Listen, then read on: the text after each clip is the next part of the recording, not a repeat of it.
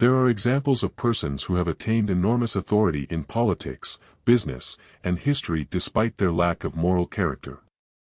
The trend repeats itself, from brutal CEOs to brutal emperors, but this isn't the case. Picture yourself in a room full of individuals who are all aiming for achievement. While some people work hard, play fairly, and uphold their moral principles, others deceive, coerce, and crush anybody who stands in their way. However, those that are merciless often become the most successful. In a world with finite resources, competition is inevitable. Those who are eager to exploit, lie, and dominate prevail, while those who hesitate and always aim for fairness tend to lag behind. Despite the fact that the worst people frequently prevail in the short term, this brutal truth makes us question whether morality is a weakness in the game of power. It is also replete with tales of their downfall. In addition to why they ascend, the question is whether their success can be sustained. What does this mean, more significantly, for those of us who are unwilling to compromise our morals and who see power as an indisputable force of existence that is neither good nor evil in and of itself but rather a reality? Understanding the nature of power necessitates delving into one of Nietzsche's most controversial ideas, master morality, in order to explain why the worst individuals succeed. Friedrich maintained that morality is the result of historical power conflicts rather than a universal reality. Let's visualize two fighters on a battlefield to gain a better understanding of this.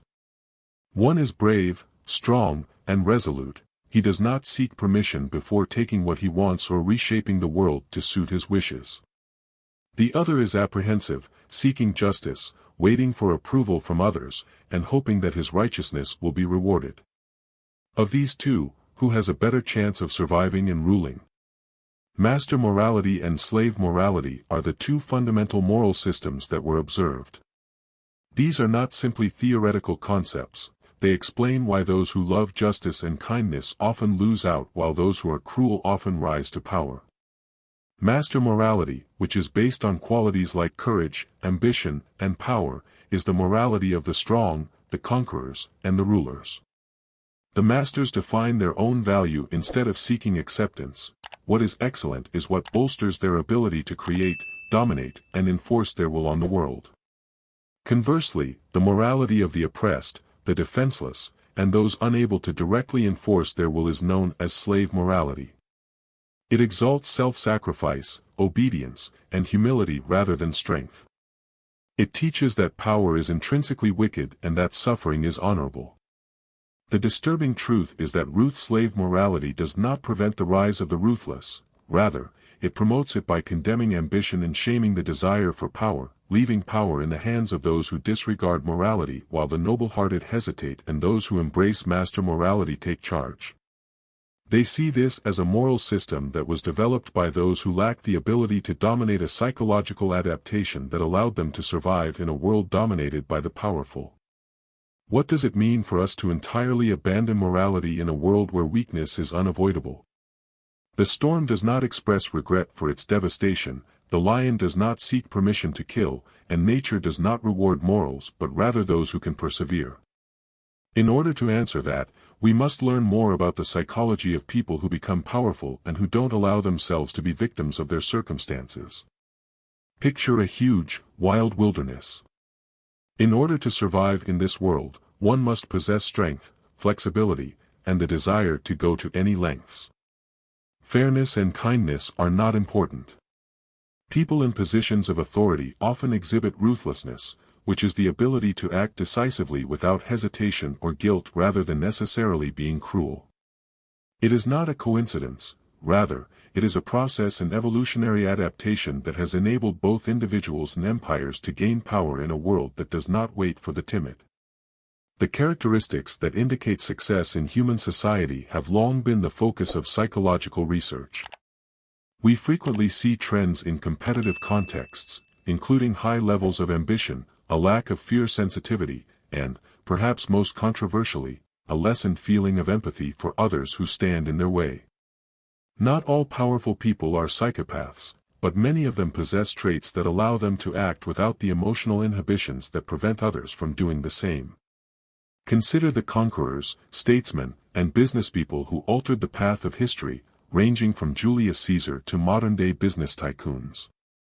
But the paradox is that ruthlessness is not enough. People who have power but lack wisdom often end up in spectacular failure. The same traits that make someone successful can also make them fail. A leader who establishes restrictions out of fear will ultimately be eaten. It is clear that power is grabbed without consent and that hesitation is a liability. The strong take the initiative, take chances, and deal with the fallout afterward rather than waiting for approval to lead. Since vicious people frequently come to power, does this imply that morality and justice are destined to fail? History is replete with tyrants who believed they were unbeatable until they were shown wrong. Not always, but to comprehend why we must confront one of the greatest illusions of contemporary society, the notion that justice will always be served and that the world is equitable. We are reassured about this concept from a young age through religious beliefs and fairy tales. Kindest hearts are often the most shattered, the most honest do not always lead, and the hardest workers are not always the richest. This mismatch is a social construct rather than a systemic issue. The concept of justice is a story meant to uphold order rather than represent reality. It is a reassuring delusion, but it is still an illusion. This belief is supported by moral theories and teachings, but a harsh contradiction emerges when we face reality. Those that know the game better than others seize, fight for, and often hoard them, as they are awarded solely on the basis of merit. The tendency to believe that life is inherently fair and that people get what they deserve is known as the Just World Fallacy, according to psychological study. This concept is dangerous because it encourages passivity. If we believe that goodness alone will lead to victory, we risk neglecting the realities of power and competing strategy, and while we wait for justice, others who do not share our. In actuality, fairness is something we must establish rather than something we may expect. Even when illusions are already developing, does that imply that morality is useless? Should we compromise our morals in order to get power? Understanding the game without becoming enslaved to it is crucial. Those who believe that being polite will suffice are frequently the ones who suffer the most. But the ones who rewrite the rules are those who learn to strike a balance between strategic thinking and integrity, combining strength with kindness. The Übermensch is among his most groundbreaking concepts. In order to comprehend this, we need to look at one of his most groundbreaking concepts, the notion that the one who rises transcends morals, illusions, and boundaries.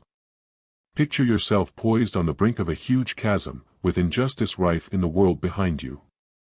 He considered this conflict to be an essential aspect of human life, and his response was neither to succumb to the delusion of justice nor to become blindly cruel. The Übermensch, sometimes referred to as the overman, is a person who, before you face the unknown, refuses to be a victim of circumstances and does not submit to constraints and the oppressive weight of convention. A few will make the leap, but the majority will pause, shook by uncertainty and terror. The Übermensch, for instance, is someone who rises above the masses, creates their own route, and redefines authority according to their own terms, according to Friedrich N. In contrast to the passive morality of guilt and submission, the Übermensch's fundamental motivation is the desire for power. It involves accepting one's innermost desires to create and change in order to give a meaningless world purpose. Managing oneself is more important than managing others, because fear holds back the weak. The Übermensch advances free from the delusions of society, but the Übermensch is not harsh for the sake of being cruel, in contrast to dictators and manipulators who seize power due to feelings of insecurity.